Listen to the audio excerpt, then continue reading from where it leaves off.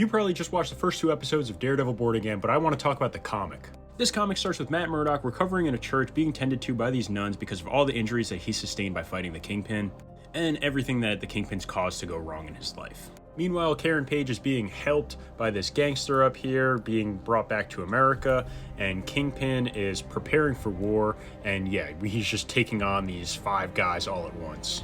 He knows Matt Murdock's still alive, and he is just preparing to go to war.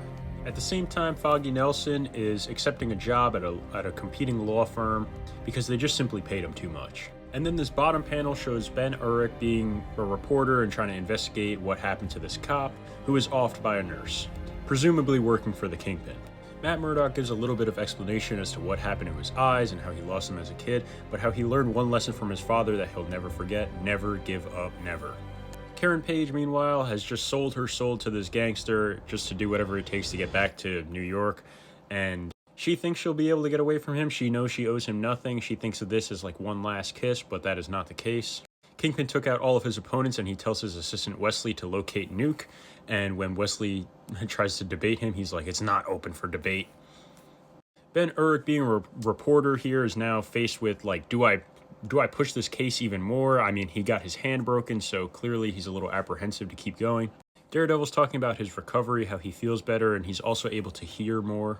Everything's muffled by the snow, but he can smell the stench in the city, and he's trying to locate exactly where he is, but he figures out he's in Hell's Kitchen. He figures out exactly where he is in this mission church basement, and then when he tries to stand, he sees that his legs aren't working, the muscles in his legs are too tired, and the nurse Maggie just puts him right back into the bed.